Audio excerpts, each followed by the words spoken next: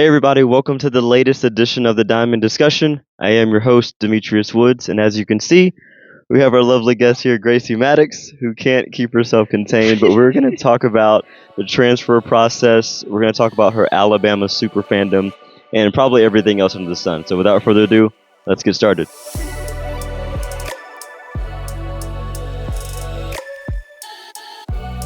Hey everybody, welcome again to the show. So Gracie, excited to have you on the show today. Thanks for having me. We are at Piedmont University, first time taking the show on the road, so I'm really excited about that. We're going to jump into this first segment, though. And Gracie, I know we live in Georgia, and as you guys all know, I'm a big LSU fan. But we're not here to talk about LSU much today. We're going to talk about the other enemy to Georgia, which is the University of Alabama. So we can cue the boos right now. Alabama, Gracie Maddox, peanut butter and jelly. So why? Tell me, why are we such a big fan of Alabama sports? Well, my mom's whole side of the family is from Alabama, so I kind of grew up only knowing Alabama football. My dad's not a big football fan either, and he's from Georgia, so Wow. I wasn't really known to watch Georgia football until lately, just because they're my worst enemy. So, sorry, but Wow. so yeah, basically that's just what I grew up knowing. Okay. So mom and dad, did they go to school somewhere in Alabama, or they're just from? My mom went all through school until like I think it was 9th or 10th grade, and then she came to Georgia. Okay. And met dad. Yeah. Okay, got you. So Georgia, worst enemy. So why don't you like Georgia? Because I have a love-hate relationship with Georgia sports. And I'm not talking about like Falcons and all. I'm talking about the UGA. I went to Georgia State University. We didn't compare in terms of football. Other sports we compete, but for you, why is Georgia not at the top of the list? Don't get me wrong. I love Kirby Smart because the GOAT created. Well, he's an Alabama descendant, so Right. The GOAT created the, I guess, miniature goat. So I can't hate him. Okay. But I don't hate people who play football at the University of Georgia. It's their fan base that I can't stand them. They think they're on a high pedestal, but they're not even close to achieving what the GOAT has achieved. Wow, that's okay. Georgia fans, don't turn off the episode yet. Okay, we'll get through this together. But that's digging in right there. So like you really feel that strongly about. Yes. Wow. Like, it's hard to say as an Alabama fan that you can hate a team more than you hate Auburn. Yeah, that's what I was about to ask you. Like, is this deeper than the Auburn Yes, this rivalry? is deeper than the Iron Bowl. Man, I don't know if I've ever heard an Alabama fan say that seriously, because it's like the history of Alabama, Auburn, the Iron Bowl, just the epic battles that they've had. Even this season was ridiculous. And as bad as Auburn was this year and as good as Alabama was, that game still came down to one play. Always. Right? But even Georgia's hatred surpasses that atmosphere. And it just really, yes, by far. I think it's because I live in Georgia and I'm literally 20 minutes from Athens. Mm-hmm. And I don't get the hype around even the university as a whole. Because to me, it's not kind of trashy, in all honesty. Sorry for the shade if you go to UGA, but it's nothing special. Yeah. Going to Bryant-Denny was like... listen, now, in terms of football stadiums, I've never been to Bryant. I know you've been to Bryant-Denny. You just went this past season, right? Oh, yeah, that was it Middle Tennessee? That y'all... Yes. And the dude spilled the beer. That was wild. Yeah, it was, yeah. Wild story. Okay, we won't go back. I saw your face. We won't go back into that one. But anyway, so I feel like in terms of stadiums, Bryant-Denny has to be on that list. You've got places like Michigan. Of course, I'm putting Tiger Stadium on that list 100%. At LSU. Like, there's some places like that even Penn State, where the aura, the atmosphere. That's a hot take. What? The all white's good. I dig it. I dig it too. But other than that, it's mid. Pennsylvania. It's mid.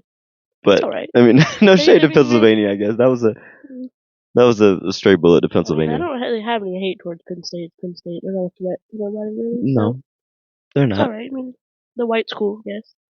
It is what it is. But either way, so okay, back to Alabama. The GOAT just retired, and I am acknowledging that he is the GOAT of college football. As you should. You know, he won a national championship at LSU as well. You're welcome. You're welcome, actually. Thank you very much. He started at LSU. So, but just retired.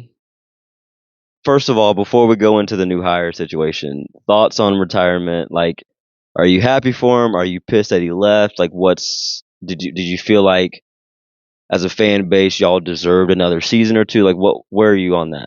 Me, I think he 100% deserves retirement. I mean, okay. He's getting up there. He's up there. He's 73 years old. He's up there. Getting a little dusty. He's up there. But after purchasing a $17 million house, I didn't expect really him to. He's like neighbors with Tiger Woods. Yeah, it's not really all right, we're gonna go to the beach this weekend. Yeah. So it was kind of, I saw it coming, mm-hmm. And especially after the season and all the things that are changing, I think it's hard for him to keep up with all the transfer portal and the NIL money. I think it's just too much for him. It's not something he can really deal with anymore. It's tiring more. That's interesting that you mentioned that, because I haven't heard a lot of Alabama fans acknowledge the NIL situation. Because I mean, I think the haters are saying, "Hey, Nick Saban got pushed out because he can't deal with, having to pay." Because I heard Deion Sanders the other day say, like, on the open market, a lineman right now cost $500,000. And whereas like Alabama, maybe they were paying players, or they were, whatever it was, whatever strategies that he had, now there's almost an even playing field, so to speak. And so that kind of makes it tougher on everybody, really, because you kind of have to re-recruit the players that you have today. Yeah. Because they can leave tomorrow, which we'll get into in a little bit in terms of transferring. But I think that's interesting. So what about the Washington coach coming in, DeBoer? Love him. But that wasn't your first reaction. No, though. I wanted Dan Lanning. Really bad. Really, really bad. Why Dan though? Because I mean, I feel like there were other people, and for those who don't know, like Dan Lanning, Oregon head coach. I know Dabo Swinney was on the table. Worst, if we would have got him, I honestly probably would have never watched college football ever again. No. Yes. Really? Yes. He doesn't believe in the transfer portal, first of all, and he doesn't believe in NIL. So who are we getting? 2 stars off the street? We don't need those. We don't need those. I got you. That's fair. Okay. So you love the DeBoer hire though. Mm-hmm.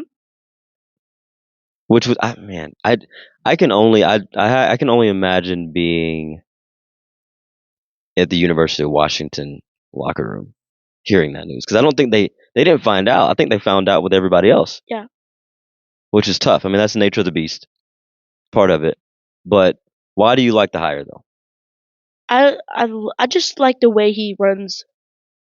Well, I'm just glad he brought his OC with him. Love his OC. Love the way he runs his offense. Okay. I personally think his defense could be a little more aggressive. But we're watching Alabama football. Well, yeah, and he's come from Pac-12. Yeah. Different defensive style than the SEC. And that's where I'm scared. Yeah. Because you could be the best Pac-12 coach to ever walk this planet, but you get the SEC and it could be the worst. Yeah. So it's like SEC is like it's a different breed. Hands down. That's why when we get like transfers from Pac-12, I'm not really excited. If they're on the offensive side of the ball, I feel like if they're receivers, I can feel good about that. But getting, especially a quarterback, you're not going to have a defense like an SEC defense in the Pac-12. Yeah. Because your best Pac-12 team is kind of equal to like a Missouri in the SEC team. Granted, now Missouri did. Yeah, they're not bad. Top 10 this year. Yeah. But Missouri of old, I would say yeah, for sure. Yeah, More like a Vandy. You're going that low? I wasn't going that low. Sorry if you're like a Big I 10, just Pac-12. and here's the thing, I'm going that low because the defensive side of the ball, I just don't feel like there's comparison. But I mean, I got SEC. I have serious SEC bias. I'm not gonna lie. Oh, me too. So 100%. I am that way. And that's another thing that really, we're back to the Georgia fan part. That why are you not cheering for the SEC team that's in the playoffs? You're really got to. I'm got to. again. Right? It's like it's LSU fan here. The LSU Bama rivalry, whatever. I'm all for it.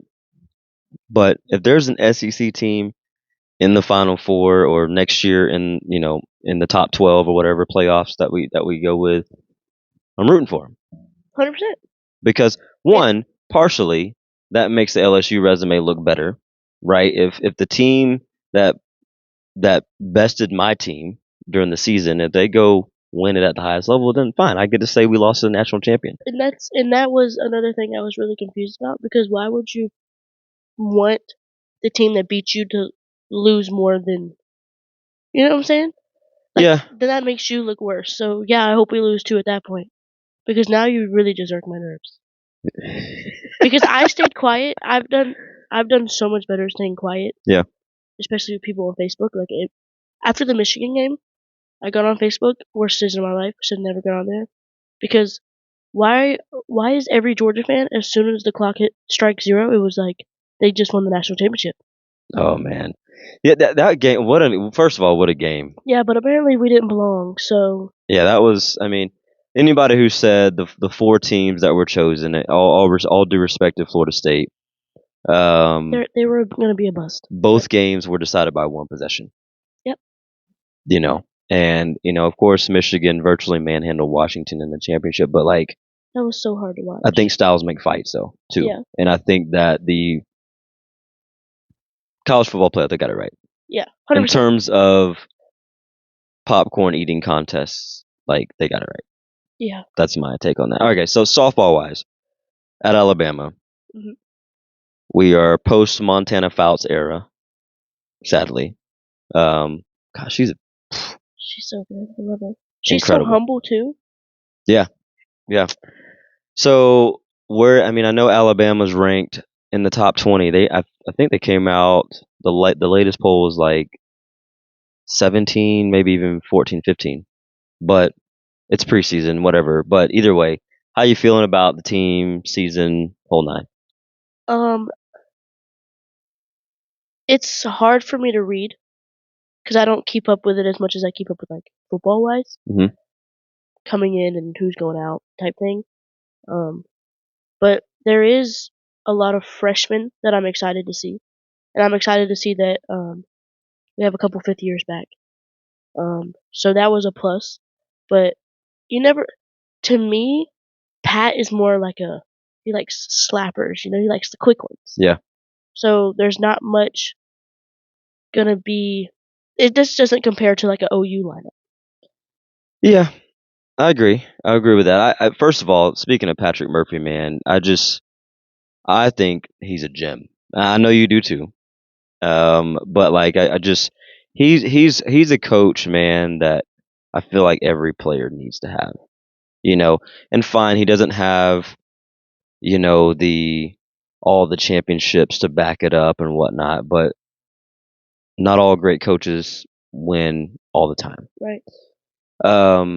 But for him, man, I feel like he's consistent with his recruiting, which I love. Like I feel like kind of what you're gonna get, the Alabama brand of softball. And honestly, I think Bama can compete with just about anybody for the most part.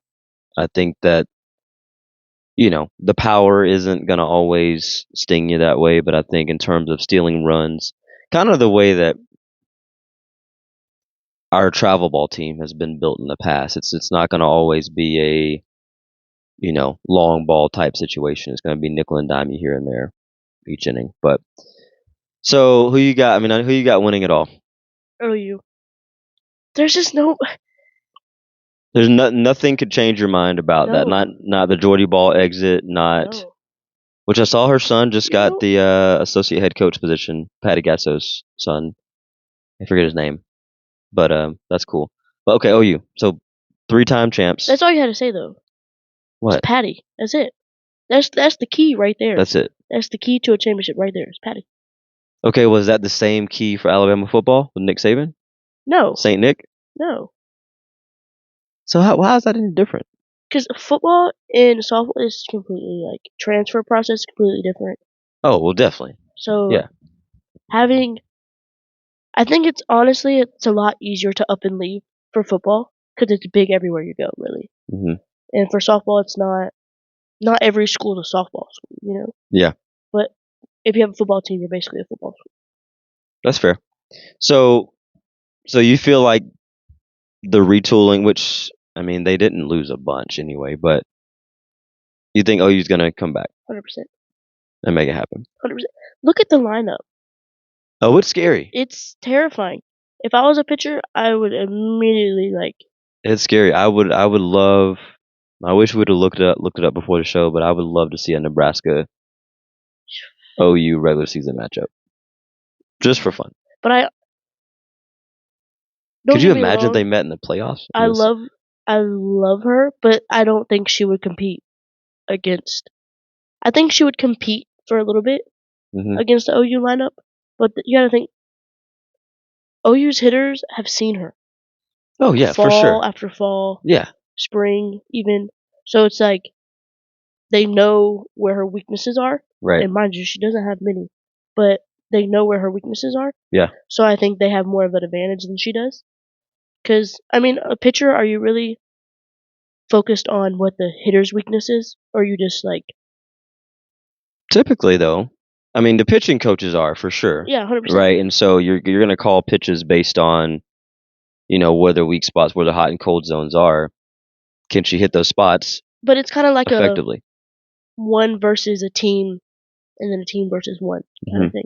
It's not really a team versus a team when it's and there's new people in the lineup for OU that she hasn't seen. Right. And they haven't seen her. And I think she'd win probably 90% of those battles. Yeah. But the ones that she's seen consistently, they may be tougher. Yeah. Well, here's the thing. Who do I want to win? Obviously LSU. I think that's a long shot at the moment, but chill out. But I would have to. I feel like Florida State's got. They're stacked. They have the veteran experience. Another great coach in Lonnie Alameda, but I think they have the tools to stack up against OU. I'm just on a FSU, not a fan base. Well, I'm not a fan either. Like I'm just stating. I don't want anything good for their school right now. If you want me to be completely honest with you. Wow. I want every sport they have to bust. Why? Because you didn't deserve the playoff spot. Well, they didn't get it. It's not like they got it. Okay, but then you go no respect. Okay, but you gotta admit they went undefeated. No respect. They couldn't have done anything better. In what conference? They're in the ACC. I get that. I get that. Listen, Georgia Tech is in their conference. If Georgia Tech is in your conference, speaking of that, we're back on Georgia again. How is your rival going to be that bad? That's not even. That's like a bye week, basically. It is. It is. I mean, it's a jump change game at the end of the season for Georgia, for sure. No doubt about it. But again, my point is that they did everything you could have asked them to do in Florida State football wise. They struggled in the ACC championship. So they played Louisville. Exactly. Oh, yeah, but they were on third string quarterback. Exactly. You just keep proving my point here. My point is that they didn't get in. It's not like they got in over Bama and you're salty about it. They didn't get in. I'm not. The way their players handled the situation by opting out of the bowl game, and that was just too much. You should have proved your point in the bowl game. But instead you went out there and you looked really, really like you didn't deserve to be in the top 25 at that point. Well, yeah, I mean, getting beat 63-7 or whatever that number was, like obviously they were not there to play at all. So which was their taking a stance or boycott, I'm assuming, whatever. However, I have a lot of respect for their coach. I feel like he handled that the best way he could. But either way, point is, I feel like Florida State I'm not going to say they're the team to beat, but I think a team that could disrupt a potential four-peat for OU, Florida State's got the best shot to do that. I would like to see UCLA up there. But I think it's more of a home thing. I love, shout out to George Walton Academy down the street. Taylor Tinsley. Oh yeah, that's right. She played at GWA, and she's another she knows she's good, but she's very humble. She's quiet. She's not the in your face kind of like she's the opposite of Jordy Ball, you know? Yeah. Like I don't know. Yeah, I mean, to me the championship pedigree of UCLA can't be overlooked ever. I feel like they can make a run. I like Stanford. Stanford looks good. There's a couple other teams, and I mean, even Georgia. Even Georgia. As much as I don't really want to say that, but I agree. Mind you, I'm not. They're there. I go to a good amount of Georgia softball games because I hated. Strong word. Their old coach. Don't even speak of her name. Don't even like her at all. Wow. I was a bat girl for Georgia against Alabama. When I was like 6. She's so rude. She was so rude. Oh my goodness. Yeah. Just disrespectful. I hate to hear that. Teed me off. I played pickleball with her a couple years ago. I hope you beat her. We did. She probably cussed you out, didn't she? No, she didn't cuss me out. She loves to use a cuss word. She yelled at me, "Go get that bat." Yeah. Wow. Yeah. That's tough. Peed me off. 6-year-old Gracie, man. Not feeling it. Nope. Okay, fair enough. Well, speaking of just transitioning for a second, so I want to talk a little bit about navigating the transfer process. So, and you just recently experienced this within the last couple of months. So, just off the cuff, I guess the general question of when do you know when it's time to make that move? Like even for you, there was a point. I know we had many conversations about this last semester coming from, you went from Thomas University to Piedmont University. For you, what was that breaking point? When did you say, all right, I think I need to hit the door? When I can no longer put my mental over my physical. I think that's where I think a lot of people go wrong, is they go basically just off of that they want to win and they want to compete. But I think for people, it needs to be based on your mental health. My mental health was not good at all. Yeah. So when my mental isn't well, my physical is not going to be well at all either. So having a bad mental and physical aspect of on and off the field, it just wasn't a good fit for me. Right. So I carried a lot of weight of just, I wouldn't say dreadfulness, but it honestly made me not want to compete for a spot or really compete in the classroom as well. It just wasn't for me. And that's where I think that, I mean, it's different, of course, when you get bigger into more D1 schools, money's involved and stuff like that. But I just always think that no amount of money should be a factor if your mental health is involved. Right. And I mean, I know we're going to talk about the mental aspect of the game here later in the show, but beyond the mental aspect, were there any other factors that you took into consideration when you were deciding that transfer? Yes. Okay. And and here's the thing. I mean, we can dress it up however it is, right? The facts are what they are in terms of your feelings about maybe the school, coaching, players, whatever. But the reality is that sometimes the grass isn't always greener on the other side, right? I think that a lot of times we go through life and we kind of have to experience that as a lesson learned. However, for you though, so far, grass has been greener? Yes, but it's kind of, I don't put it as the grass is greener on the other side, because I came from being committed to here to trying to see what was greener on the other side. I got you. So now I'm just like back to where it was green, but I wanted to see if it was even greener, you know? Got you. But I love it here so far. I've put myself in the position that I'm in, just based on not preparing myself. Hmm. So that's just something I'll have to dig myself out of. But it's a learning curve, I guess. Right. And that's going through the transfer process is a lot because Piedmont wasn't the only one I was exploring. Point I really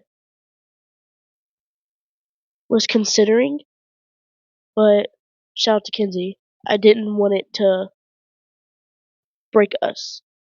Because Us, as in your relationship with Kinsey. yes, I got you. I didn't want to go and steal Kinsey's spotlight or vice versa. Right. Because I know coming here with Maddie, I'm not gonna steal Maddie's. Maddie's a shortstop, you know, not a collegiate shortstop. Yeah, she's a shortstop. And but Kinsey, she catches and she plays second here and there, so there's more of an opportunity, I guess, for us to not feed off of each other, more of just compete for the same roles. Yeah, and I just didn't want to do that. Yeah. And then I love Coach Martin. That was another big key factor. Love Coach O. He's up and gone now, but living the stay-at-home dad life. Hey, but more power to him, man. It was. But new coach though, new coach in town, Coach Drew, right? Yeah. Like him so far? Yeah, I like him. Good. I dig it. He knows my part of the game. He knows what my purpose is. Okay. He's not like. And so when you say what is your part of the game? What do you mean by that? Like, I'm not like a infield. Like, I'm not. If I hit it to the infield, I'm not reaching. Okay, I'm not. I'm not Maddie. So I'm not gonna. I'm not bunting unless it's to literally sacrifice. Sure. And Yeah. So he knows that my part of the game is I'm really a double machine. That's just my part. That's it. And so he knows that. He knows like how to fix my swing so it's not like a single kind of swing, Mm-hmm. Because I think there is different types of swings for different types of hitters. Oh, no doubt. And that's why I think a lot of people don't understand is that not everybody has the same. Yeah. Yeah. Nobody's swing should be the same. No. But, I mean, you can hop in the cage and, you can hit the ball at the back of the net all you want or whatever just to kind of get a good feel. But there are levels to that, 100%. for sure. No, I get that. So anything else on the transfer portal? I mean, as far as advice, I mean, you went through this experience and, I think in some ways it was maybe a little bit less complicated because you're not on the Division 1 level where NIL and money and all that jazz is having to be dealt with as well. But there still were obstacles like just logistics and just the grind of all of that you had to take care of. Any advice out there for the young lady or man who is considering going through this process, about to, in the middle of it? What do you have to offer them? I think if you're considering it, do it. If you have any consideration in the back of your mind, do it. There's no reason to hold off and wait, because the more you hold off and wait, the harder it's going to get. Because I think a coach is going to be more likely to pick up an incoming freshman than an incoming senior. No matter, even if they had their experience at the next level, they're going to be gone. So I would say do it and don't always follow money. Money's not always key in the college life because no matter what, you're going to end up spending money. Sure. On books, on calf, anyway, like no matter what. Right. So don't follow money and just, like I said, if you're considering it, do it. So what do you follow then? What led you here? Because it wasn't the money. Follow a coach that knows what he wants from you.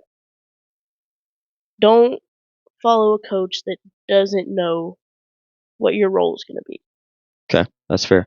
Or if you're just coming in because they need somebody there. I would never consider a school that had no competition for a spot. If I went to a school and they were like, okay, you're starting and I haven't even been out on the field yet, that's a red flag to me. Sure. So go somewhere where you can actually compete. Don't just pick somewhere easy because you want to play, unless you want it to be super easy, but I don't think that's going to help you grow outside of college. Right. So I would say a good coach is another key aspect. Okay, that's fair. I mean, I think to kind of wrap this segment up, I feel like there's a lot of life lessons in what you just said there. One of them being purpose. Being purpose driven is huge, I think, for everybody, right? Where you as a player, you knowing what your role is on the team is big. You knowing and having the confidence that your coaching staff knows your role and the role of the people around you so that everything can kind of fit hand in glove.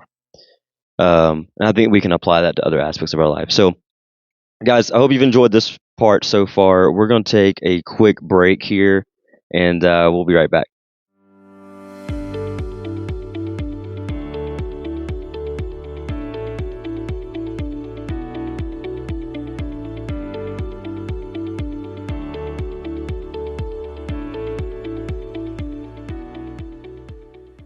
Hey guys, welcome back to the show. So we're going to start this segment here talking about the mental aspect of the game, talk about the approach of the plate, and a little bit about Gracie's ball thus far. So mental aspect, kind of coming back off of the, we're post transfer process, but beyond that, you have been I've known you for the better part of 18 months now. And I know that your life has been a whirlwind in that time period. And so I know that as challenges get thrown at us, obviously our mental takes a toll at some point, right? I think I'm probably going to butcher it, but I remember this quote. I think I've seen it on Facebook, whatever, from time to time. It's like just because somebody carries the weight well doesn't mean it's not heavy, right? And I feel like that kind of fits you. You've carried weight well, just with different challenges that you've gone through the last 18 months. First of all, though, your mental health. How have you kept that in check thus far? I think before joining Elite, my mental health was not controlled. So I think finding positive people and finding a positive escape, I guess you could say, was a lifesaver. But I also think that just knowing my own worth and knowing that I don't have to rely on other people to live the way I want to live was also something that helped me get through my challenges. But especially off the field, that was key for me. Right. And then always having the same people to go to instead of trying to find new people was kind of easier for me as well. And then going through that process was also a way for me to find who really was there for me in the long run. And so just having a positive support system. Yeah. And I think that's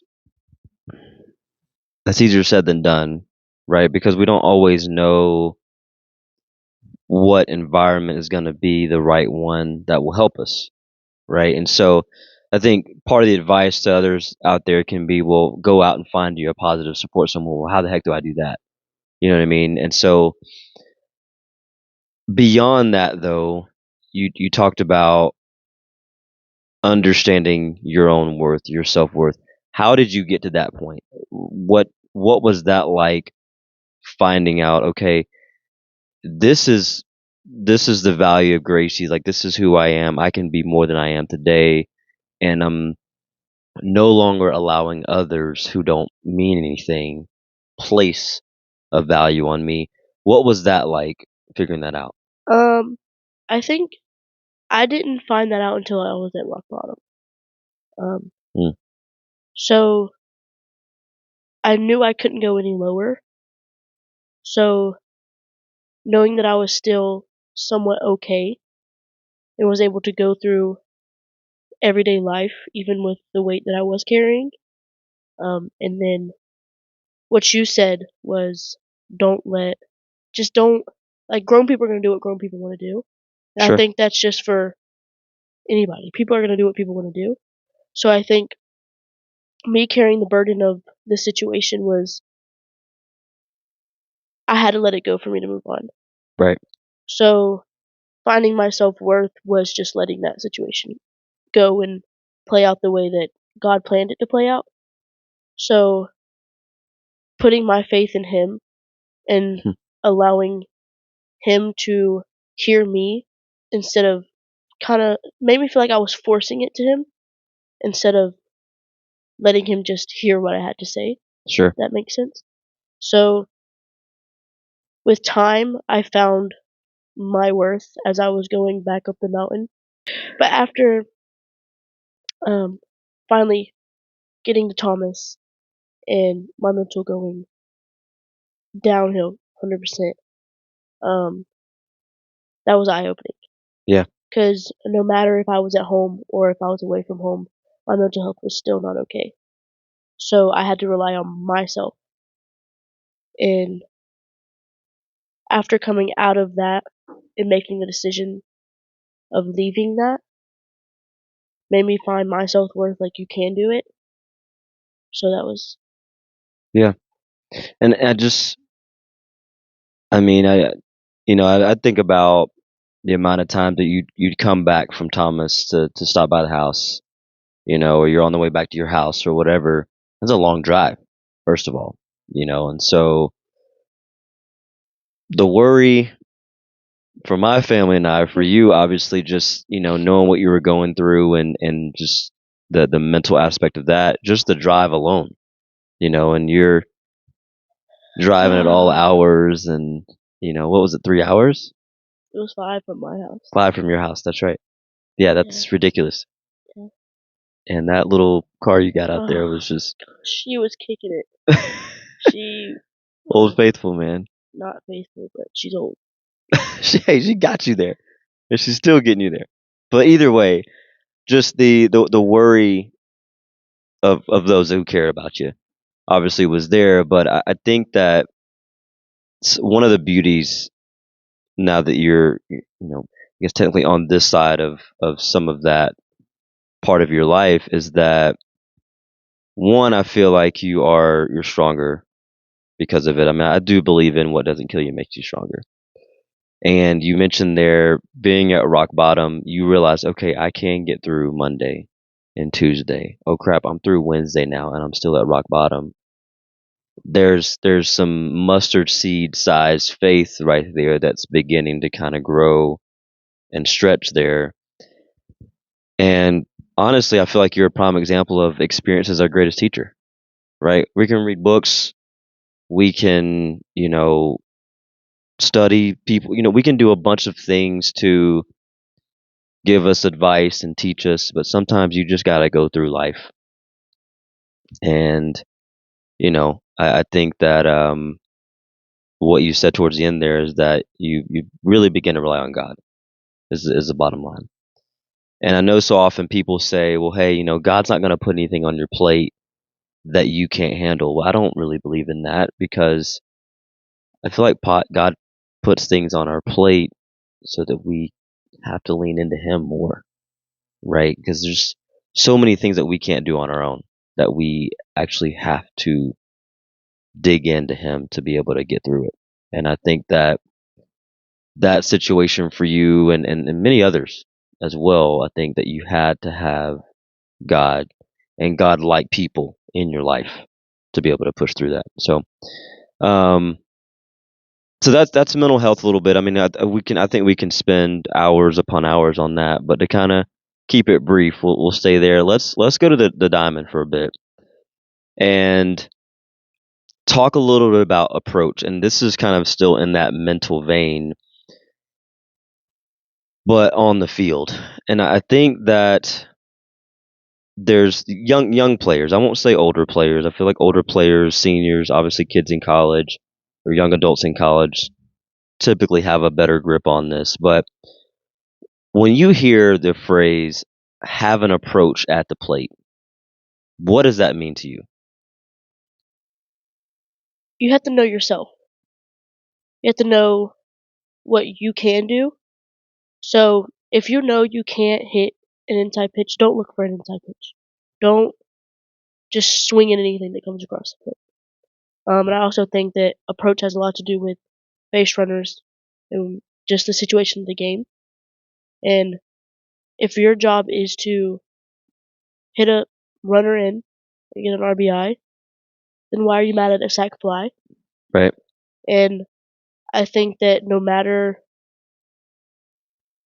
what you hit best, doesn't mean that should always be your approach. If I can hit an inside pitch out of the park, that should be my approach every time. Because more times than often, it's not going to go out of the park.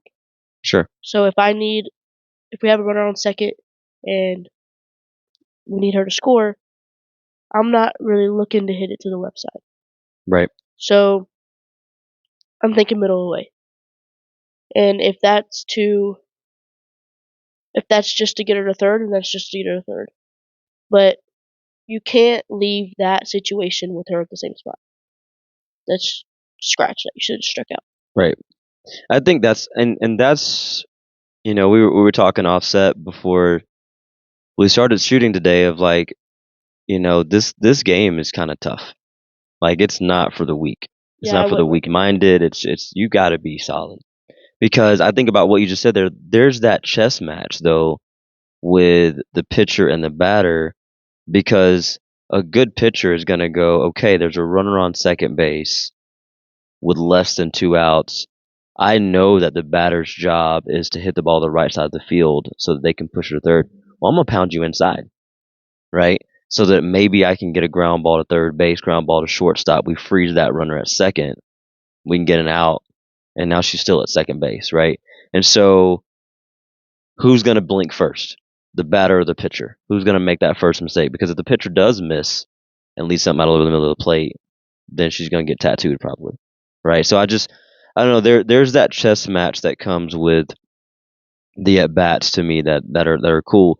And so something that you just said that I don't want to gloss over. It sounds like in your mind, rightfully so, your approach has to change from at bat to at bat, right? It's not going to always be the same, right? 100%. What for you, the type of hitter that you are? We got nobody on, nobody out. You're leading off the inning. I know you have a role here at Piedmont. Your role here at Piedmont is to what? Hit over fence. Drop bombs. So you're batting leadoff. Coach Marty's like, hey, I need you to drop bombs. Right? What do you? I mean, without giving away maybe what you're looking for, maybe some of your opponents may be watching the show. I don't know, but like for you though, is that your approach as a leadoff hitter still? No. Okay. There should never. You have spots in the lineup for a reason. Yeah. So, if you're leading off, get on base. Like that's what you're for. So I think that me providing a base hit and getting on base allows us to let somebody else strengthen or play their part. Because I'm not fast, right? But I mean, I'm not dumb on the bases, but that's not my specialty. Sure. So there's people on the bench that do their job too. And if it's just pinch running, then that's where you need to be. So me as a leadoff, I'm not focused on really just me. That's why I loved hitting behind Maddie. Quick little RBI every time. Oh my gosh, we should have put that on a T-shirt, man. Because I feel like you said that all the time. Quick little RBI. Loved it. Her and Rope. Yep. But I think that's why when I hit leadoff, I'm like, like I hold the bat completely different when I hit leadoff. Really? Yes. You never noticed that? No, I did hold not. like halfway up. Like, yeah, I choke up big My time. gosh, I missed that for a year. Yeah. Well, Wow. pay attention. Attention to Lock detail. in. So I think and going back to the approach, if you know a pitcher has to throw you inside because you have to hit it to the right side, scoot off the plate. Give yourself the opportunity to go to the right side if it's inside. So, and you will have to be 10 times later, 100%. Sure. So, and I have an open stance. If I'm trying to hit to the right side, I'm not having an open stance. I'm going to be actually more closed off than anything. I'm kind of going to be at an angle so that if it's inside, I just wait and then it finally just hits my backside so that my hands can come through it instead of it all shifting at the same time and kind of just. Right. I pray it goes that way. Okay, so I'm going to put you on the spot. Okay. All right. So you're in college now. You guys play 3-game series typically with most schools. The first 2 games of the series, your opponent notices that right there, what you just said. They notice, okay, she closes off when she's trying to go to the right side. Now that they know that, they're going to try to counteract it. What's your next move now that they know what your tell is? Because that is a tell, which Right. I knew that, right? And so in travel ball, we can get away with that because people don't pay attention that much. I would say if my closed off stance works for both inside and outside. So if I'm lead off, like you said, I can also hit with a closed off stance. So it doesn't look like I'm just doing it to hit it to the right side. Right. It's more of I'm not trying to hit it over the fence. So it's more of I just need a base hit or a double. But you are proficient in both, though, right? Like whether you're closed off or open, you're good at both, right? Yeah. That's what I want to get to, mainly for our younger audience, is that although you have a tell, so to speak, depending on what you're about to do, you still have a counter for it. And I think that's important that as you begin to become a veteran batter out there, folks, you want to be able to be versatile at the plate. And so, in terms of your approach, this thing goes well beyond just getting up there and hitting the ball, right? And I think we talked about this prepping for the show. Like, when people are in a slump, it's like, let me just freaking make contact. I'm not even trying to hit the ball where it's supposed to go, so to speak. It's just like, let me just hit it. You get over that hump, though. The next level is truly playing that game of chess, right, with the pitcher. I know we're going to talk about IQ levels here in a bit, as far as the approach to the game. So we'll pivot on that. But let's talk about ball for you, kind of history, and so that people kind of get an idea of where you're from. I know you shouted out GWA, but you went to Monroe area high school. Rivals No. at all? So Ever played GWA is a private school. Okay. George Walton Academy. Yes. We never played them. Okay. But same city though, right? Or same county? Literally 5 minutes on the road from each other. Gotcha. Yeah. So for you, 4 years at Monroe area, Hurricanes, right? For the young girl in Monroe, right? She's elementary school. She's enjoying the game, going through rec ball, going through middle school now. Chance to go play at Monroe area high school. What's the plug? Why? What can she expect good out of being able to throw on that purple jersey and put on that M on her chest? There has never been a team more like family, and Elite's like family 100%. Monroe's like a sisterhood. Okay. No matter what situation we're put in on or off the field, we're always there for each other. Yes, there's hard coaching. Sure. But it's worth it and teaches you a lot. And I don't even just want to plug the softball aspect of it. Monroe as a whole is like a family. School system. Yes. Okay. Super close teachers. They're actually involved with you. And principal is very involved. So it's like everybody around you is involved.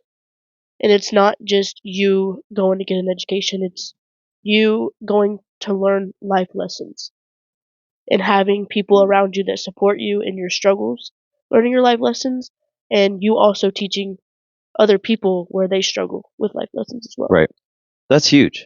That's huge because first of all, everybody doesn't really think through that post high school. It's like usually people are like, "Let me get the heck out of here," and I'm dipping out, going to college or military work, whatever.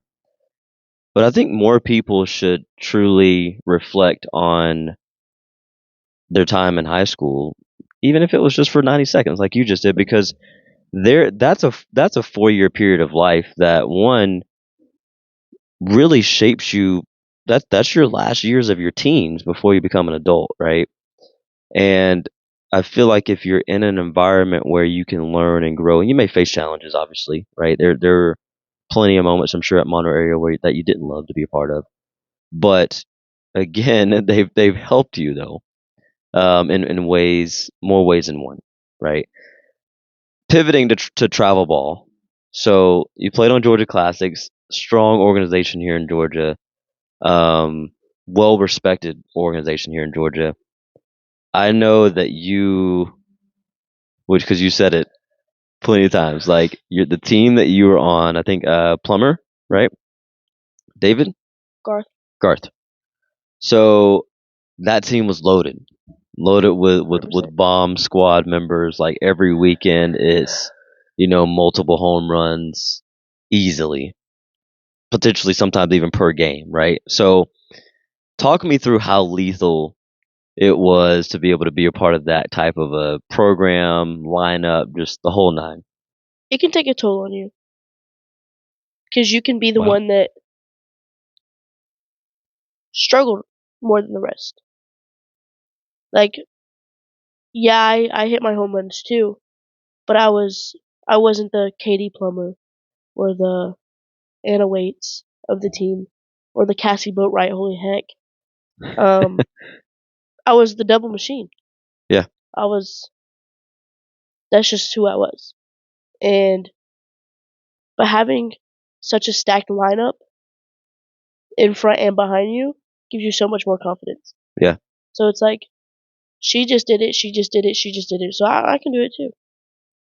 And it's like, it's so crazy to see the amount of, we didn't practice. I loved it. That was wild. Not gonna lie to you, when we met, you were like, "Yeah, we didn't practice." I was like, "What are you talking about?" Yeah, when you sent out our practice schedule, I was like, what's practice? I was like, we practice for this? Yeah, this sport requires a little bit of practice. Yeah, I learned now, but it was so fun. Yeah. It was so fun. It was just, we were so good, sometimes we looked garbage. How so? We knew we were good, so sometimes we were just like, you didn't get up. yeah. Yep. So it was kind of like, it was more like we just went to like hang out with each other. Yep. It was like an expensive getaway. It was a social with a little bit of softball. Yeah. Yeah. So it was. We got a game today. Yeah, I mean, 9:00, I guess, but it was. But do you feel like, so the sisterhood that you mentioned from Monroe area, like, was that there as well with that group of girls? Yes. That you played with? Yes. Good. My best friend growing up. We played on every travel ball team together, tried to get her on elite, but Shelby. she didn't quite take the bait, but we all were super close. We all basically grew up together. We all branched off and we did our own things. We went to the Impacts, we went to the EC Bullets. Mm-hmm. But then we came back together and we're like, we're spending all this money for us to play against people like us. Each other. Like, yeah, like why are we going to a tournament and we're all hanging out together in different uniforms? Yeah. Just be on the same team. Like, get over it.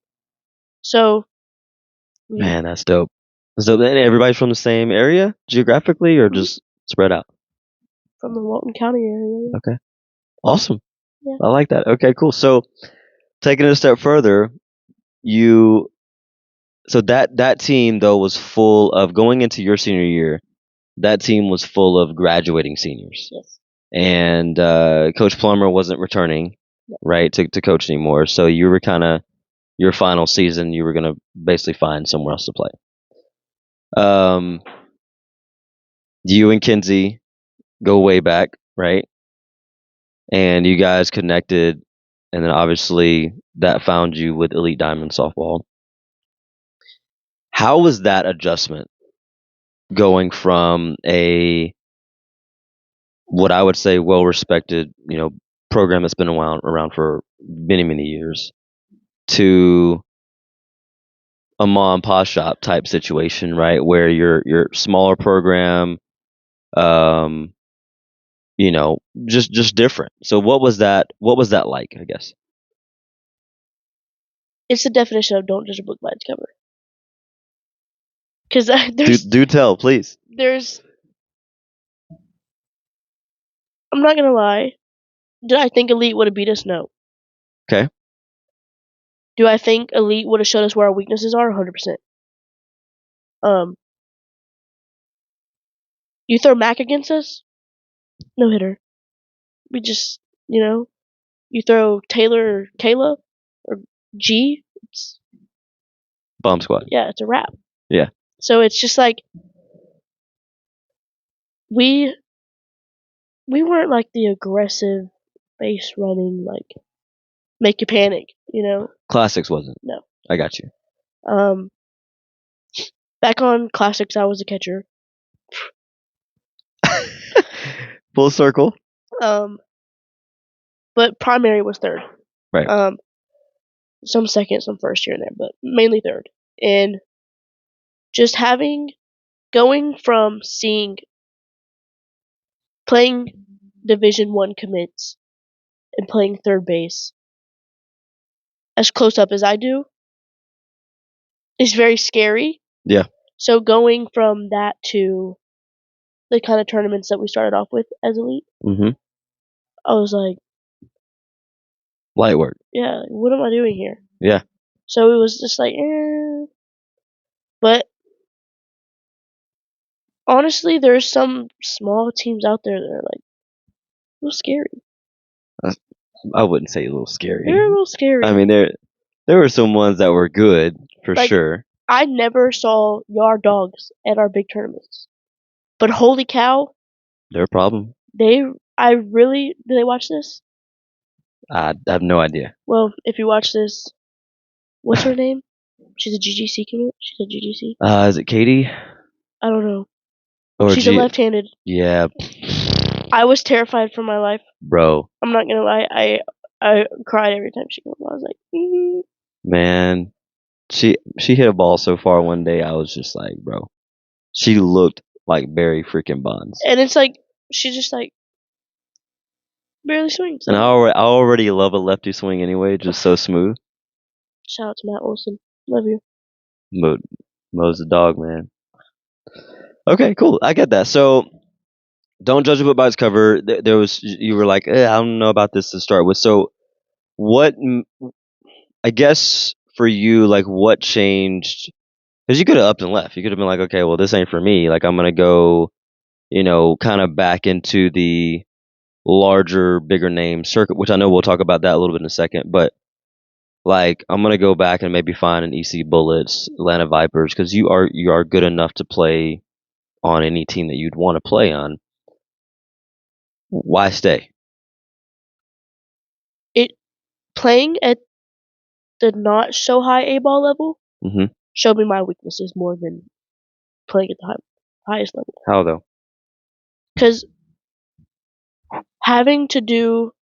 being in an A-ball tournament is really like a home run derby, if I'm gonna be honest. So actually getting the slappers in more consecutive bunts and kind of just the IQ part of the game. Yeah. It was really an eye-opener. So my favorite part of the game is floating a butt. I love floating a butt. It's my favorite. Oh my gosh. I love it. Y'all, think of beauty to watch Gracie field a bunt. It's like you don't have a shot. I'll just say that. Don't bunt it down the third baseline with Gracie. So you're saying playing at a little bit of a tick lower than a traditional A ball level team. You're more alluding to the way that we play the game. Elite does in terms of the strategy and all that stuff with aggressive base running. Having your 3-hole bunt. Even though she, just doing the way that we play the game. There's none of that. There's no sacrifice bunt. There's Right. none of that. It's hit a home run. Got you. That's basically your approach every time. Because that's why I'm not a big fan of multiple day showcases. That makes sense. Mm-hmm. I think if it's a true showcase, it should be one day and there should be no championship, no nothing. Because you should be able to show your part of the game. Right. And not have to worry about doing what's best for the team. Because that's not showing your strength. Right. So it just there's like no sacrifice bunt. It's hit away every time. We could go down that road all day long because it's interesting to even think about that. Kind of get oddly excited to think about it because the amount of conversations I've had with college coaches, it's like, yes, the long ball, like, it's great, but can she do the little things, right? And so I mean that's partly why I love. Well, take it back. It's become a reason why I love the way that I coach in terms of the way we play the game and strategy and whatnot.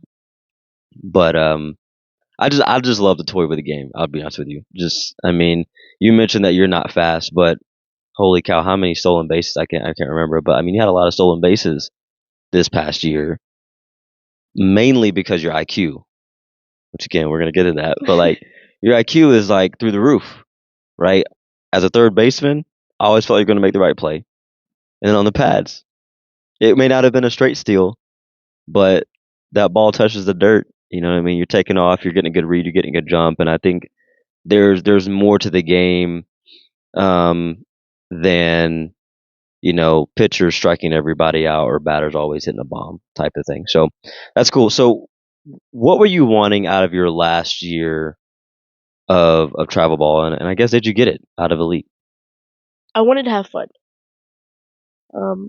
Because I did go down the path where I didn't enjoy softball anymore. And that's mainly because I hate catching with a passion. So going to Elite, I was like, he doesn't have to know actually like that I can actually do this. So I was like, I can do it, but like I'm like okay at it, I guess. I was never, and that's why I'm struggling now, because I'm not passionate about it. So it's hard for me to keep going. Right. So and that did help that you were like, you had the luxury of being like the 6th catcher on the team. Yeah. With Elite, we had 5. Yeah. Before you, so. Yeah, that was nice. I just having fun was, and doing it for me. Yeah. Because for so many years, I did it for other people. Because I made my own parents fall out of love with the game, so I kind of kept going for them to kind of see that like you should love the game if I love the game. Right. But I pushed that down their throat for so long. I was like, I'm just gonna do this for me. So that was kind of a eye opener. So instead of going and playing with the best of the best and kind of dreading it, I wanted to step back and have fun before I decided to go be with the actual best of the best. Right. So it was kind of just a.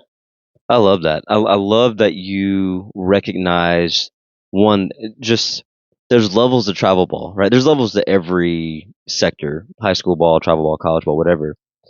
And I think it's important out there, travel ball coaches, if you're listening in on this, like it's important to recognize the caliber of team that you have and the caliber of program that you have, because Me as a coach, I never want to be on the level or stature of an Atlanta Vipers because that's not why I do it. Like there's different levels, and so I think there should always be different levels because there's different purposes for players like yourself. But I also think that at that level, they need to have more coaches like you. At the A ball level, like Yeah. okay, why? Because they're not. They're more of eat, sleep, breathe softball. Like you shouldn't complain about anything. Like you're playing with the best of the best. Like you shouldn't be mad or upset, or you shouldn't be bringing or feeling some type of way off the field if you're on. Like they don't care. They don't care enough. You're saying the coach? Yeah. Okay. There's not enough A-ball coaches out there that actually care about your mental health and how you feel. So do you feel like with A ball, which I already probably know the answer to this, but do you feel like sometimes with the highest of levels of A ball, it's just let me shove as many kids into college as I can? Yes. Right? Because that on the outside looking in, that seems to be the stigma. I've run into some good, genuine folks at that level, but overall, that definitely seems like to be the only goal. And as you know, that is not my only goal. Like that's part of the process, but it's not the only thing. And it's being on that kind of level, you fall out of love with the game. I would say 70% of the people I played with and played against no longer play. Just burnout. They're burnt out. And they have no more love or respect for the game because mainly coaches had no love and respect for them. So it was like showing them basically like softball isn't for me, but that's not how it is everywhere. But they think that they have to play at that level if they're going to play. Right. And it's not just, I think, I know we're kind of going down this road a little bit, but it's not just, I don't know. As a coach, I don't see players on a roster just as checker pieces or chess pieces, and we're just kind of moving things around. Like, no, this is Gracie from Gratis. Don't rob me, please. You know what I mean? There's not many houses out there. But like, it's just, I don't know. There's way more. We can go into that, but there's way more to it than that. College ball wise, as we kind of wrap up this segment before the break, what going into the season? I mean, we are a few weeks. I think February 17th is your first game. What are you most excited about this season? And then what is maybe one good habit that you want to carry into this grind that you're about to be a part of? I'm most excited to be humbled because I played with the best of the best, and then I came and I played for you guys, and I feel like Elite was like me. We all could have played with the best of the best, but we all enjoyed playing just to have fun, and we were all good. And Yeah, Elite humbled me in some type of way. Really, just Maddie. She's so good. Love Maddie to death.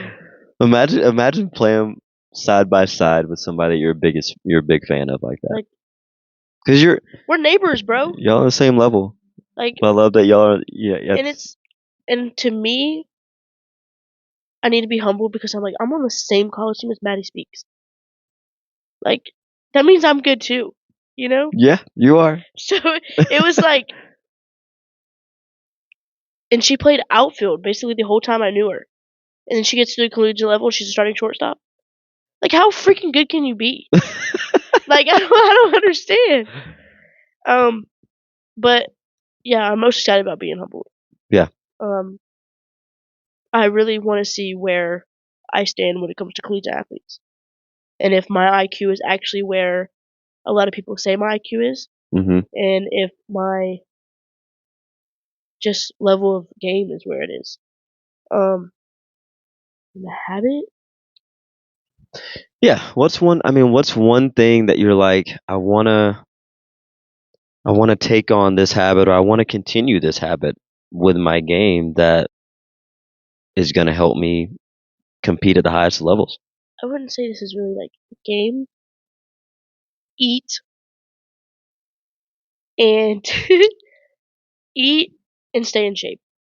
There's shit I don't care. Like I kind of was like, people don't actually get out of shape. Like, anybody can go out and run. Like, Sure. but when Coach Martin said get on the line, humbled. You got on the line, you stayed on the line. Yeah, basically. I didn't. And then we started going up those stairs, and I was like, literally, like, I felt like I was dying. Like, my legs and I was so out of breath. Yeah. I was like, if you would, like, 2 months ago, I could have ran 6 miles easily. I mean, I tried to, like, keep up with you and, like, outbeat you, but I was like. But you're getting it done. You were getting it done. Yeah, in last place, but yeah. It's fair. Here's the thing. You're going to work yourself back into shape. But listen, to our audience as we take this break, man, as I've said, I've known Gracie for a year and a half. And I'd say probably minus a month of that time, I've spent hours begging her to eat because she does not eat. I'm a picky eater, guys. If you see Gracie on the streets out there somewhere, man, just give me some baby puffs, please. Give her food of substance. Dino nuggets. She's not homeless. She can eat, but she doesn't. So if you have a bar, banana, or something, like, watch her eat it. I eat. You don't.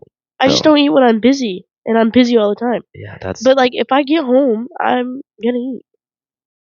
Okay. Do you not see? I get a late night every night here. I love those chicken dinners. That's good. They're so good. I'm glad you have a very non-diverse palate like myself. Well, but that's fine. At least I eat condiments. Don't throw shade. Condiments are disgusting. But anyway, oh god, we're gonna take a break, and we'll be right back with our open book segment, guys.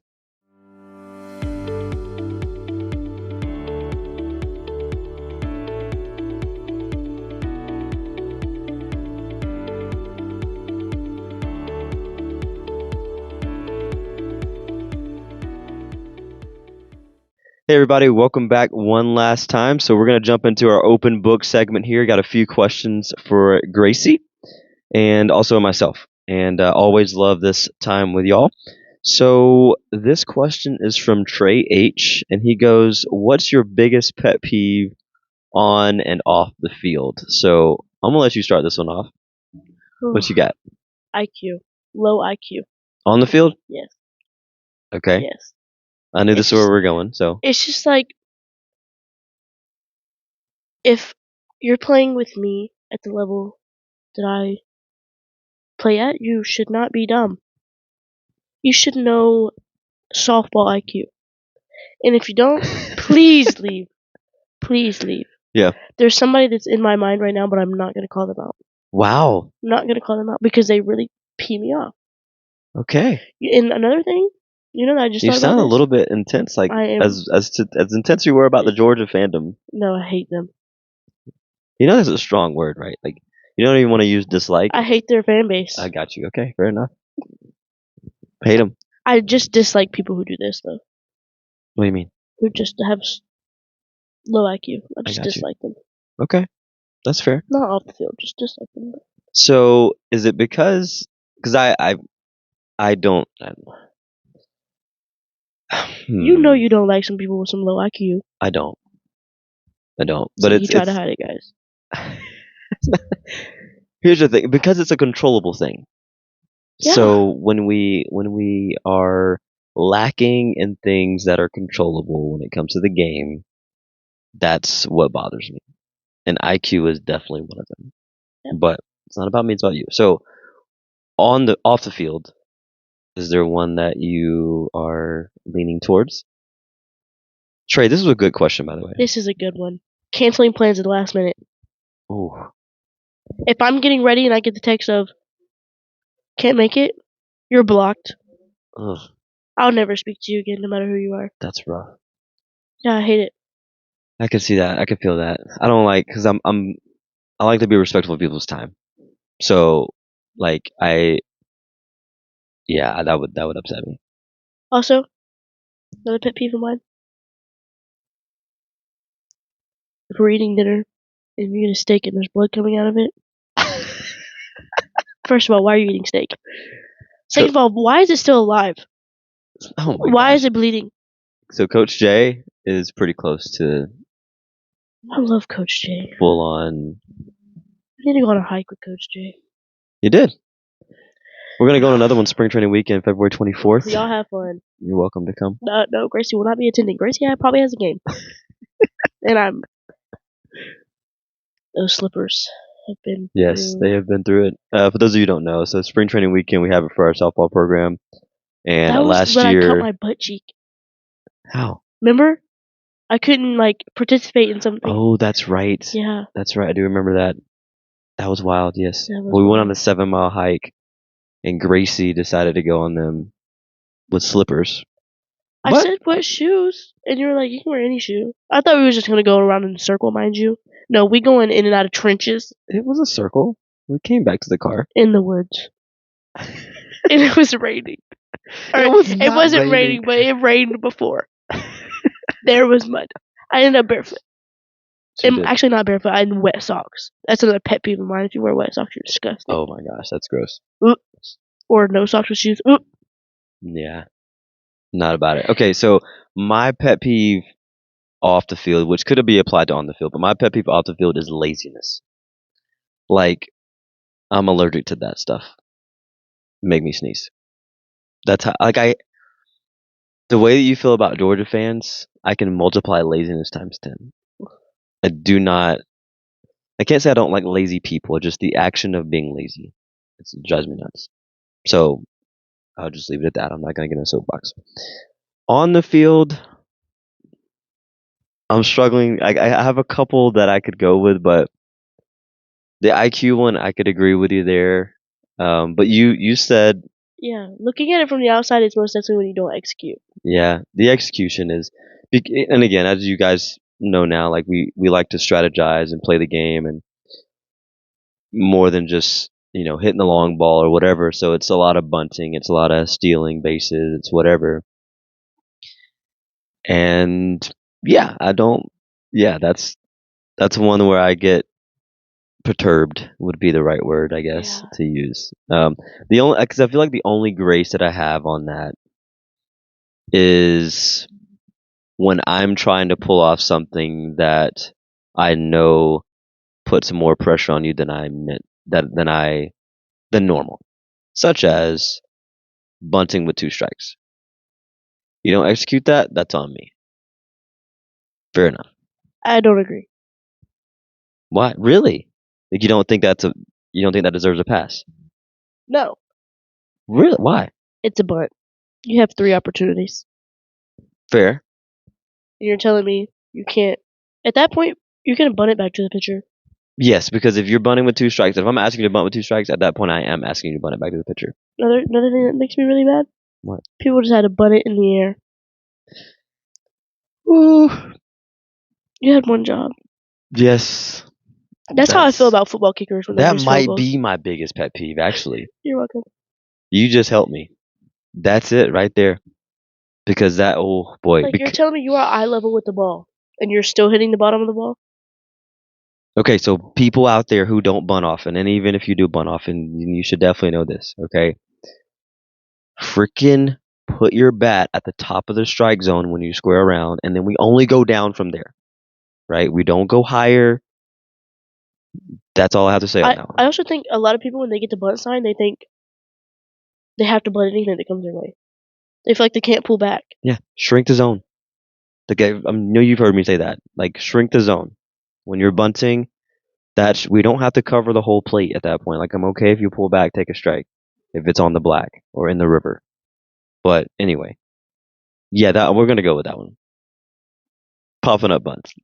Ooh, yes, that's a rough one. Okay, next question. Good job, Trey. Next question is from Haley S. And she says, what qualities do you look for, or did you look for in your significant other? Wow. Okay. Haley. Okay, Haley. It's like shots are being thrown here. Toxic. Toxic is what mine was. Mine was toxic. That's what you looked for? No. What I looked for was... I don't know what I looked for because he was not a good person. It was through the hard time. Mm-hmm. So I just looked for an escape. And if you're going to sit there and argue with me all day, I'll take it. At least you're talking to me. You know? Yeah. But yeah.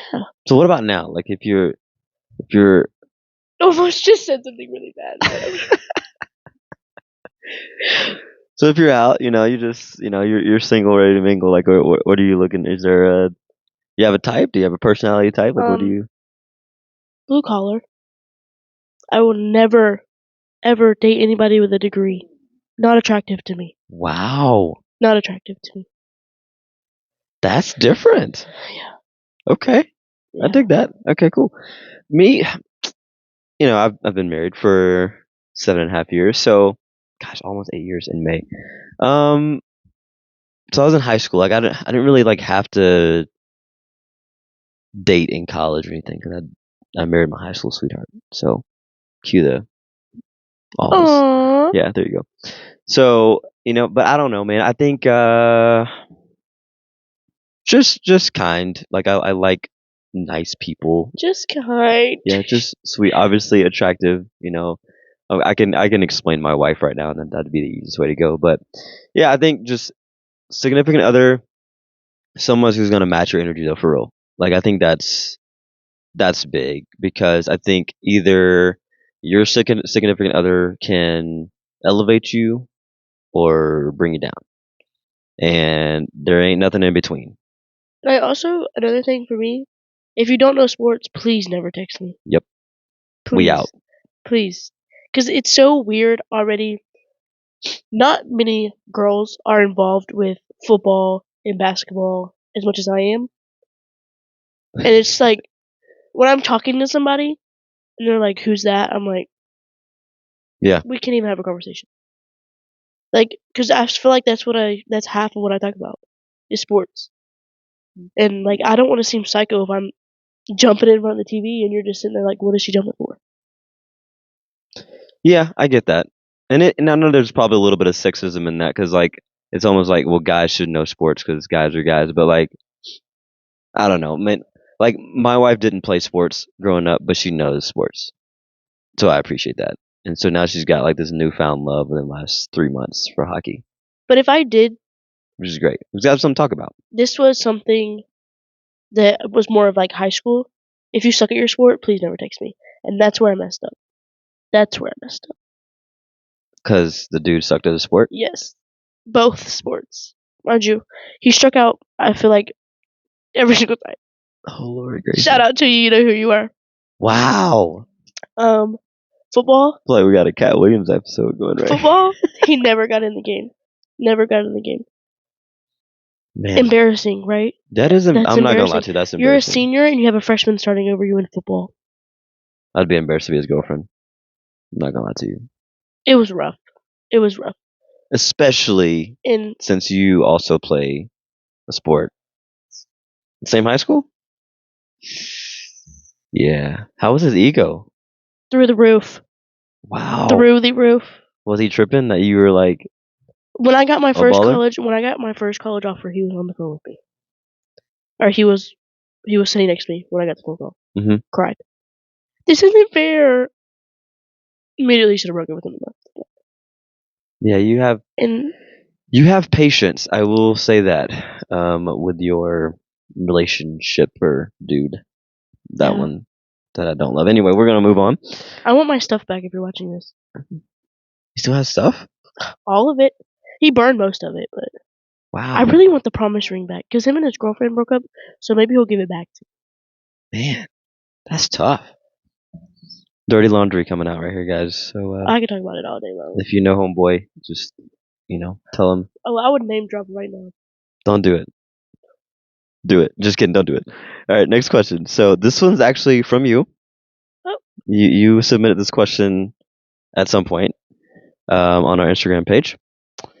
So you said, does the name, which we kind of hinted at this earlier. So does the name of your team have something to do with your recruiting as an athlete? what is your, I know you asked that question, but what would be, as knowing where you are now and your journey and other people's journeys around you from your former teams, travel ball, high school, everything? Answer. Daily double. Yes. It matters. Yes. Okay. If you are being recruited to go to the Division I level, you are being recruited in middle school. It starts in middle school. 100%. So if you're playing for Wolfpack, She did not just. That is a big inside joke, by the way. We won't discuss further. you're not gonna get seen by Mr. Pat, you know? Sure. But I can also say no, because if you do it on your own, you shouldn't have to do it as a team. That makes sense. What do you mean? Go to camps by yourself, like Okay, yeah. individual camps. Don't Right. If you go to the GGC camp, Mm-hmm. they're making bank off you. They. I made the mistake. I paid for every clinic they had, and guess what? I was one of 300 kids at each clinic. My gosh.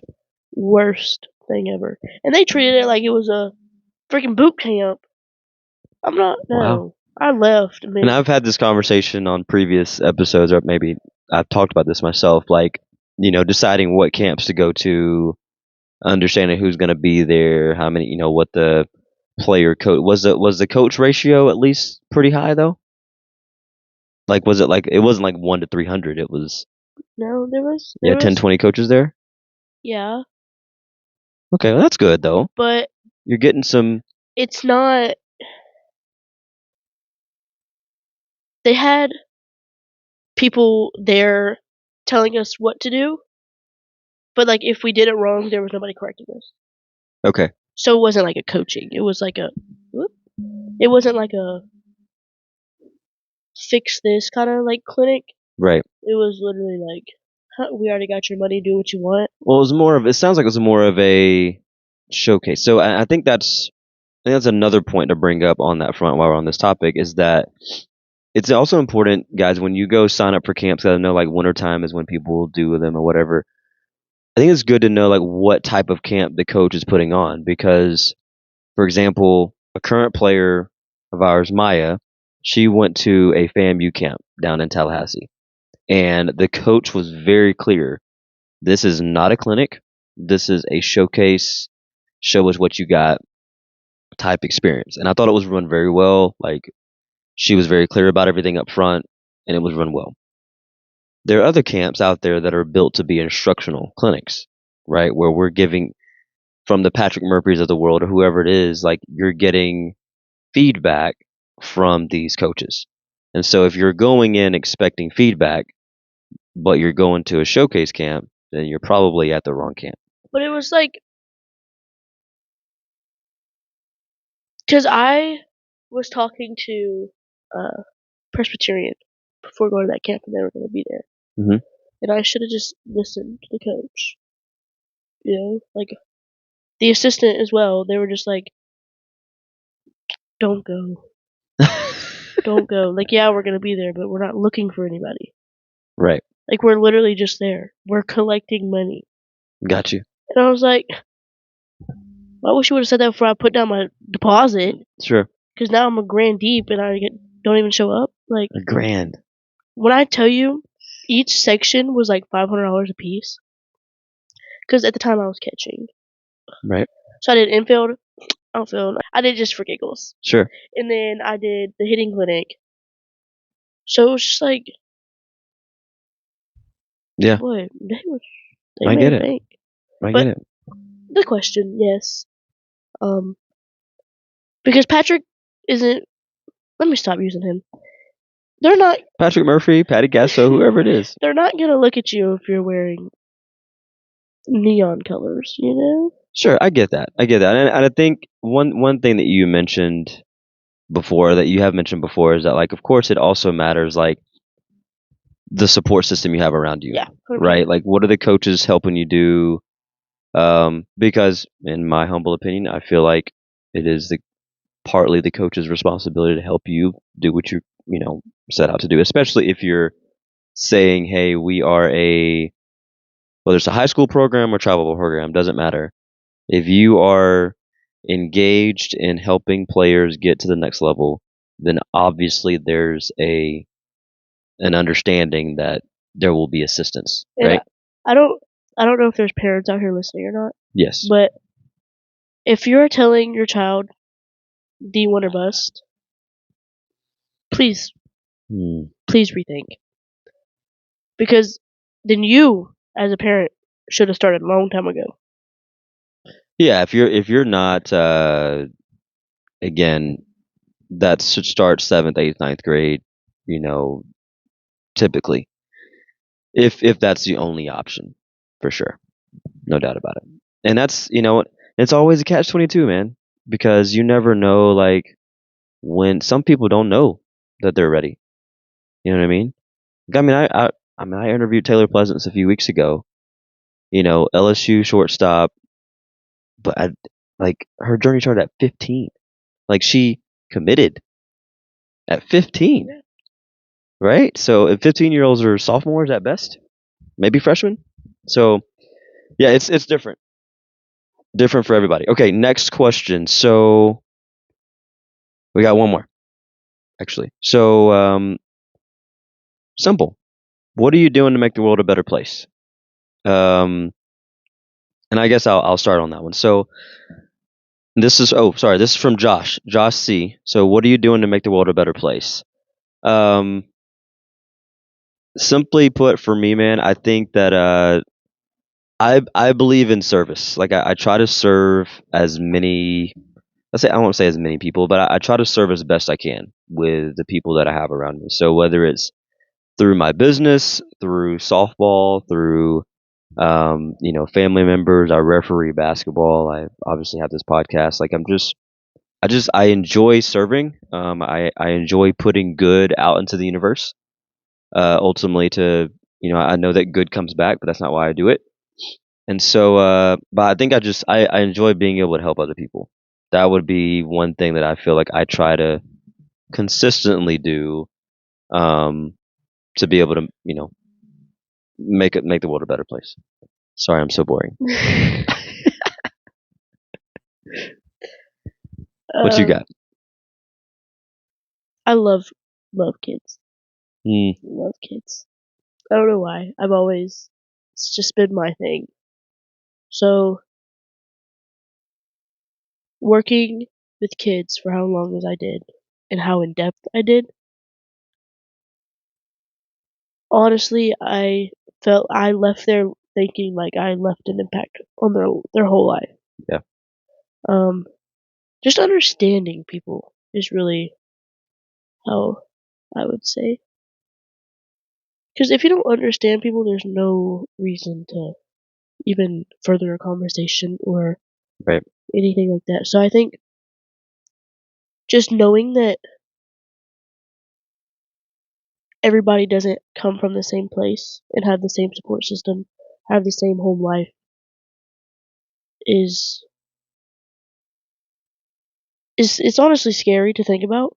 It is. Because you have to understand people and where they come from. But that doesn't mean you have to go through the same thing that they went through to understand. Right. So I think just being able to pour into another generation is really key to helping the world.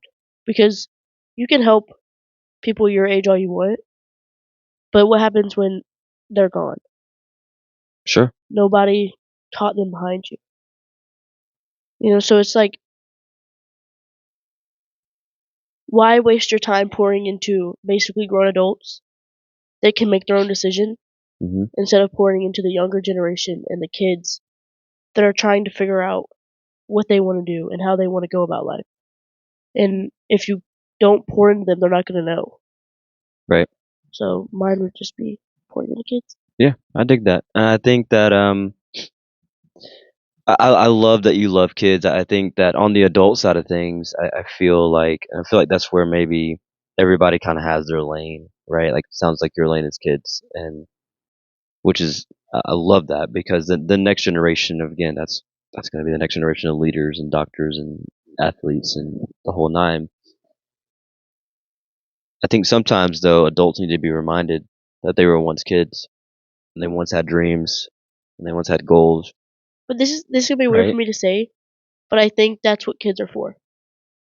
What do you mean? Is to remind the older or the grown people that they were kids too. I got you. Yeah. I see. Because without seeing a child's mistake, you're never gonna remember your mistake that you made too. Mm-hmm. And you're never gonna remember how you learned that lesson until you see somebody learn that lesson as well. So I think kids are I love kids. I love them. Well, obviously, the way that I've been blessed as a dad, and the way that you treat my daughter, and the way that she loves you, man, and so it's very evident that you have a special, and you have to have that special connection as well. Like, kids are very honest, obviously. Especially yours. She is, but they're truth tellers, for the most part, but like you talk about vibe check. Like, if you do not pass the vibe check with kids, you will know. Yeah. And I think it's important that your heart's in the right place when you're working with kids, because otherwise you'll find yourself very lonely very fast. Yes.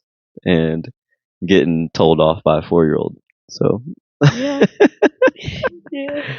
So as we wrap up this show, any questions for me? You got anything that you wanna? I'm an open book, so this is the segment we're in now. Since I'm in the predicament I'm in now, and you know that, like, if you know me, you know, like, I'm probably, like, the hardest to be able to please myself is, like, impossible. Mm-hmm. Like, if you ask me how we did in that game, I'm automatically at least giving, like, there's no A ever. Yep. It's either a B or At best. lower. Like, there's no A. Yeah. So I think for me being in the predicament I'm in, what do you think the best way, or what do you think I should change about my game to be able to be more successful at this level? Wow. It's a good question. So, change about your game. I don't know that I would necessarily change anything physically about your game. Now, let me go back. When you say the predicament that you're in, what are you saying to the audience with that? I did not come prepared. So I look like I'm not good. Okay. So, she's transferred. Obviously, we've talked about that. And you feel like you're not in the best of shape right now as Piedmont begins to launch the season. So, changing about your game, one, your game is what it is. It's going to go out. You trust yourself, right? The hitting is going to come. Fielding, to me, you're as good as they come. Just to be honest, I know you're behind the plate more often, so that changes things a little bit defensively for you. But as far as getting yourself into shape, that's nothing other than just going out and getting into shape. Like, literally making sure that, and this is for anybody, obviously it's for you, but like, you got to eat right. And that has to be, I'm a muncher. I'm like 140 pounds soaking wet. I know that, but like, I eat every 2 hours because my metabolism is high and I'm always eating. Like, I'm very hungry right now because we haven't eaten in multiple hours. So my point, though, is that you got to eat. You got to eat right is important, because the grind that you're about to go through is going to be grueling if you're not in shape. But that has to start in the kitchen, right? So there's 3 things I would say on that. What you do in the kitchen matters a lot. You got to take care of business there. So what you put in that refrigerator and what you get out of it, what you put in the oven, all that jazz, what you get down to the calf. You got to make sure that stuff is sticking to your body and it's good calories. It's good stuff. You got to get sleep, which is important, right? I'm preaching to the choir on that. I know that. But I'm also not about to go play a 50-game season either. So my point there is that as much as possible, I'm not saying be a bum, right? Because I don't like lazy people, but you got to go sleep. If the best you can get is 5 hours a night, get 5 hours, 6 hours, 8 hours, whatever that is. But it needs to be something. Find that kind of routine of like, okay, I'm putting TikTok down, I'm putting Snapchat down at this hour. I'm not getting in bed and then just wait until my phone hits me in the face until I actually fall asleep. And then the other thing is going out and getting that grind, getting some cardio, building that stamina up, and getting your body back to where it was when you were at peak level. So, anything else? You good? Yeah. All right. So we are going to give our thought you should know moments real quick, and I think we're going to wrap this thing up and go from there. So you want to go first? If you want me to. Okay, you got it. What you got for us? I think since going back and talking to and being involved in my old high school and younger athletes, I think it's very important that they understand that if you do go to the next level, you are 7% of all high school athletes. If that's the JUCO route or the big Division 1 level, then so be it. There should never be, I'm not good enough to do this, or I'm not good enough to go D1, so I shouldn't go at all. Because I think that there's better people in JUCO than there is in Division 1. And that just depends on how they want to go about their process. And if your dream school doesn't offer you, they weren't looking for you then. Then it wasn't for you. So I think just remember that you're 7% of all athletes in high school, and don't take it for advantage. And if you do get that opportunity and you have a little bit of want to, I say go do it. I'm kind of the opposite of everybody else. I would say a lot of people are like, if you have a little bit of doubt, don't do it. Mm-hmm. I'd say if you have a little bit of want to, do it. I like that. And if you don't like it, that's when you can quit. There's never a time where you can go back and change anything. Right. But there's a time where you can just change it in that moment if it's not what you want to do. So, yeah. On that vein, I feel like, man, there's a 4-letter word. There's a lot of 4-letter words out there. There's one specifically called hope. And I feel like if it could be sold on the open market, it would be sold for millions. Because that is one thing that I feel like when people have hope, they'll run through a brick wall. They'll do anything. And so I to kind of piggyback off what you said there, I think a good encouragement there would be, if you even have an ounce of hope, go do it. Go get after it. So that's good. Thank you for sharing that. So before I share my thought you should know moment, I just want to thank you for being on the show. It's been a treat for me, and I think that it's very rare sometimes where you grow so close to people so fast, right? That's hard to me. That's hard to do. Knowing your personality, I know that's hard to get into your world.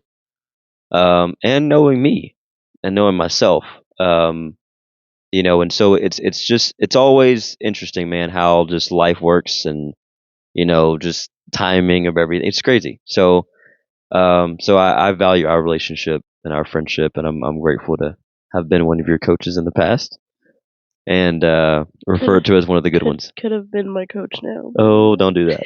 Don't do that. But my thought you should know moment, guys. Again, this is always just a quote or something maybe that I've seen during the week or whatever, and I don't know who said it, but the quote says that success isn't owned; it's leased, and rent is due every day. And I take that, and I just again simply apply that to everyday life for us, and go, okay, in a nutshell for us, that simply means, hey, listen, if we're going after something, we got to get up each and every single morning and truly go after that. And we're focused on that. We're laser focused on that grind until we get the job done. Now, sometimes that means we got to come up for air, right? We got to take breaks.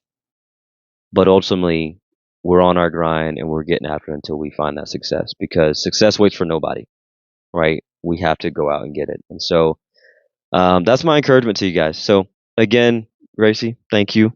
Love you to death for coming and being a part of this. And guys, audience, I hope this has been a treat for you. It's definitely been a treat to be a part of. So we're gonna wrap this show up like we always do. So please let everything you do, let all you do be done in love, because truly, that's what makes the world go round. Thank you so much, and we'll catch you next time. Peace, chat.